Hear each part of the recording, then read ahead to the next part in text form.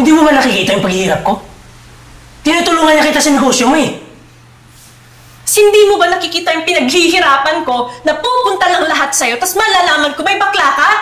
Isipin mo naman yung nararamdaman ko, Francis! Alam mo, yan ang hirap sa'yo eh. Lagi mo ko pinagbibintakan. Bakit? Totoo naman lahat ng binibintang sa'yo ng ate ko Namabakla ka! Halos wala ka naman ginagawa dito eh. Mabigat ka lang. Pwede ba? Huwag ka nang dumagdag sa problema namin. Problema namin? Baka problema mo. Kasi manloloko ka eh.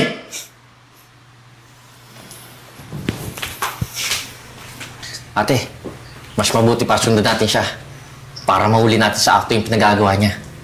Tara.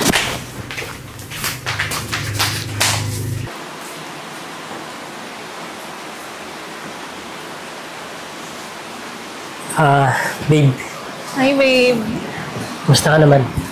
Ito okay naman. Kakatapos ko lang sa gig kagabi. Medyo pagod, pero okay naman. Pala babe. May pakiusap sana ako sa'yo eh. Pakiusap? Ano naman yun? Yung kaibigan ko, nanghiram ng pera, 500 daw. Kaso, gipit din ako eh. Baka may extra ka dyan. Sino yan? Si Dennis na naman. Hindi babe. Basta, close friend ko to. Ay, nako. Kung pwede sana, gawin mo ng 10,000. 10,000? Ang laki naman. Matagal ko ng kaibigan yun eh. At alam ko na kaya niya naman bayaran yun. Kakasabi mo lang na 500, tapos biglang 10,000. Saan mo naman gagastusin yun? Kasi babe, ang sabi ko, model kasi yung girlfriend ko eh. Alam mo na, pag binigyan ko lang ng 500, medyo nakakaya, di ba? Sige na. Promise, babalik ko. Sige, Francis last na to. Pag ito di mo binayaran yari ka talaga sa akin. Tsaka babe, may masamang balita eh. Ano? Hindi pa ako nakabayad ng renta sa business natin. Ha? Yung restaurant. Di ba kakabigay ko lang sa'yo nung nakaraang linggo pang bayad? Nalugi eh. Pero hayaan mo babe, babawi ako, promise.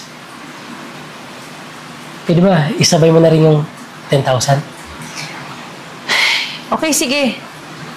Basta siguraduhin mo nababayaran mo to. Ako na lang palagi yung gumagastos sa atin eh. Sige babe, akong bahala.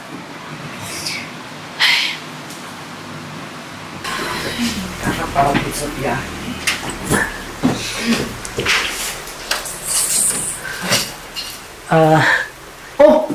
Babe. Babe! Gisela! Babe! Bakit hindi mo man ako sinundo sa airport? Alam mo naman, ang dami kong dalang gamit. Babe, pasensya mo na. Tsaka, alam mo naman dito sa Maynila, traffic. Galing pa naman ako Bicol. Kaya naman kasi, kung ano-ano naman pinagagawa mo dun sa Bicol. Wala babe, ba't yan ang gamit mo? Aba, hindi to na lahat na mapasalubong ko tsaka yung bagong damit mo. Talaga? Alam mo, kaya nga hindi kita kayang iwan eh. Lahat ng gusto ko, nabibigay mo. Ano ka ba naman, babe? Siyempre naman, alam mo naman na mahal kita, di ba? Tsaka, na pala babe. Kailan na ba tayo magpapakasal? Ano ka ba? Darating din tayo dyan, syempre, di ba? Kaya, huwag ka masyadong magmadali. Magkakaroon ka rin ng green card para dun ka natitira sa Europe. Alam mo naman na init na ako dito sa Pilipinas eh. Ano ka ba? Huwag ka mag-alala. Kaya nga, andito na ulit ako, di ba? Tsaka, mag-stay naman ako dito bago ako bumalik dun sa Europe. Mag-stay pa ako dito ng mga ilang araw. Tsaka mag-hotel pa tayo. Tsaka, pagod na rin ako mag-ihaw eh. Business namin ng girlfriend ko. Ako, pasok na naman yung girlfriend mo na yan, ha? Kahit ka na naman eh. Nababatrip talaga ako pag sinasabi mo na yung girlfriend mo na babae na yan. Kaya nga ano na ako na ito, Nadala na ako ng pangontra sa, yung mga bad vibes dito. Babe naman, hindi naman sa ganun. Kinukwento ko lang yung sitwasyon ko dito sa Pilipinas, di ba? Tsaka ang init-init kaya dun sa kalsada. Tapos mag-iho-iho pa ako. Kaya nga sabi ko, kailangan na natin magpakasal. Alam mo, babe, darating din tayo dyan. Tsaka isa pa, ituloy mo lang yung panghuhot-hot mo dyan sa girlfriend ko na ari mo. Sige na nga. Ika dito. Para hindi ka na magtampo. Mamaya ha. Sige. Ay, sa pagkain. Dami.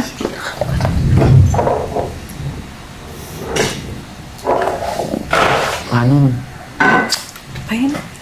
Hindi sinasagot. Ate! Sakay na! Tara na! Umuha na dito.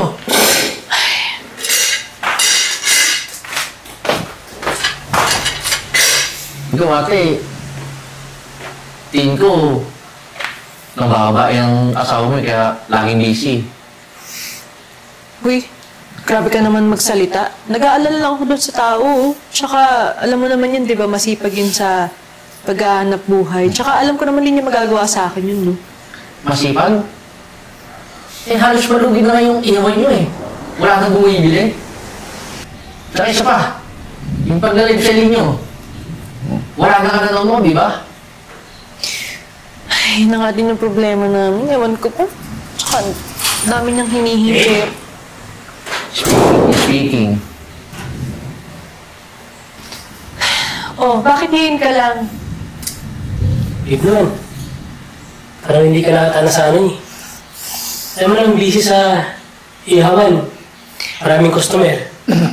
Sure ka ba? Lagi ka na lang late umuwi. Tapos wala nang kinikita halos yung ihawan natin doon. Baka hindi sa iyo at busy. Baka sa mga babae. Hoy! Bakit ba nangingalam ka? Ikaw wala kang ginagawa sa bahay eh. Puro kakain. Imbis na tulungan ako doon, ang ginagawa mo? Puro tambay. Alam mo, Chloe? Kaya pagsabihan mo yung kapatid mo. Tama na nga yan! Alam nyo, kumain na lang tayo. Hindi na. Nakakawalang gana kayo. Kasi kumain ka na sa iba. Ay, naku. Ate, kumain ka na. Papaka-stress din dyan sa asawa mo. Nang babae lang yun.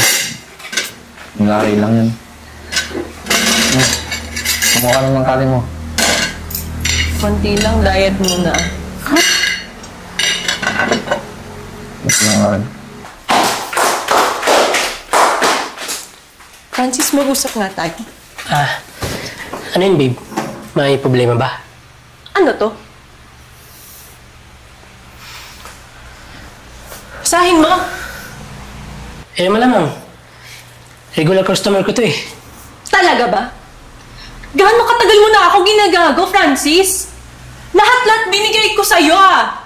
Yung pera ko halos maubos na. Kasi hindi mo pa nababayaran yung utang mo tapos ito lang yung gagawin mo. Ang kapal ng pagmumukha mo, Francis! So, ganun, Chloe? Pinagbibintangan mo ko? At alam mo yung masaklap pa doon? Hindi mo ako sa babae pinagpalit, sa bakla pa! Alam mo ikaw? Ang kitid na lang ng utak mo eh. Puro ka tamang hinala. Eh, hindi mo pa kilala yung tao eh. Puro tamang hinala. Eh, kitang-kita na nga ng dalawa kung mamamata at kumpleto na yung pruweba. Paano mo nagawa sa akin to, Francis? Pwede ba? Huwag mong pagbintangan. Hindi mo ba nakikita yung paghihirap ko? Tinutulungan niya kita sa negosyo mo eh. Hindi mo ba nakikita yung pinaghihirapan ko na pupunta lang lahat sa'yo tas malalaman ko may bakla ka? Isipin mo naman yung nararamdaman ko, Francis! Alam mo, yan ang hirap sa'yo eh. Lagi mo ko pinagbibintangan. Bakit? Totoo naman lahat ng binibintang sa'yo ng ate ko ah. Namabakla ka. Eh halos wala ka nang ginagawa dito eh. Pabigat ka lang. Pwede ba? Huwag ka nang dumagdag sa problema namin. Problema namin? Baka problema mo. Kasi manloloko ka eh.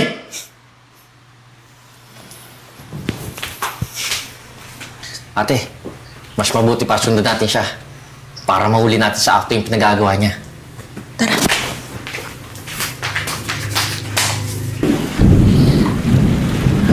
Mabuti naman, Francis, at nakapag-decision ka na. Alam mo,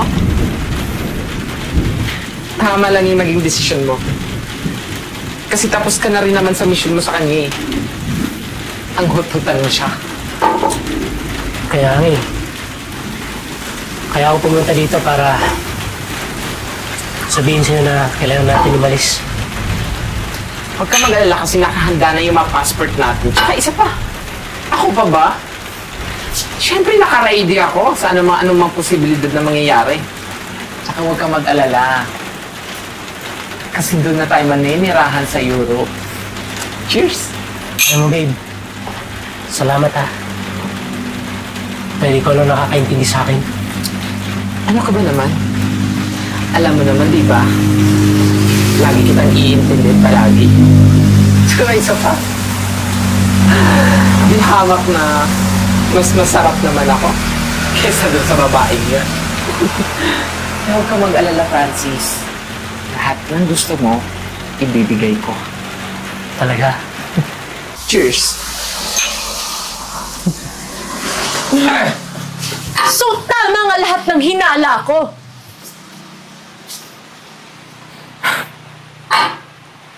Sandali. Paano kayo nakapasok dito sa loob ng hotel, ha? Tsaka isa pa, trespassing kayo. Hindi na importante kung paano kami nakapasok dito. Ang importante, nahuli namin kayo sa akto. Ngayon, ano naman kung nahuli niyo kaming dalawa ni Francis? May mga gagawa ka ba? Lalo ka na babaita ka. Gusto mo malaman kung bakit ako nandito? Nandito ako para singilin yung asong yan. Ay ko, ang dami mong perang kinuha sa akin. Hindi lang 10K, hindi lang 15K, kundi 500K! Kaya pala nalulugi yung business ko eh. Kasi kinukuha mo lahat ng kita. At Hoy. ikaw, may kinalaman ka din.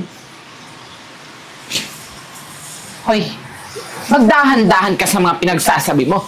Tsaka isa pa, wala kang sapat at matibay na ebidensya. Tingin mo ba, papaniwalaan ka ng lahat, lalong-lalo na sa mga judge o husgado, kung saan mang korte kung aabot man tayo doon? Tumahimik ka na! Huwag ka mag-alala. Nagsampa na naman kami ng kaso laban sa inyong dalawa. Kaya ako sa inyo. What? Maghanda na kayo. Bye. Oh my gosh, at least kakasuhan tayo. Do something! Anong gagawin mo? Tutunga ka na lang ba, ha? Ayoko makulong. Kakadiri doon, no? Ang daming mga babaho doon. Wala na akong maisip na ibang paraan. Ano naman yan, Francis? Akala ko pa naman ginawa mo ng maayos yung trabaho mo. Akala ko malinis. Bakit ako lang? Bakit ako sasabit dito? Naikinabang ka rin naman eh. Alam mo, hindi. Kasi ang hirap sa'yo eh. Pag nabuko tayo, isisi mo sa akin. Francis, hindi mo ako pwedeng pabayaan. Alam mo naman, di ba? Wala na rin akong pera. Kasi nalugi yung negosyo ko dun sa Europe. Alam mo yan. Kaya nga pinisirahan natin yung babaeng yun, di ba? Francis, ayoko makulong. Do something. Hindi naman iba. Simula ngayon. Magkanya-kanya na tayo. No way. Ayoko. Francis, ayoko makulong. Ano ba? Francis! Ayoko makulong. Francis!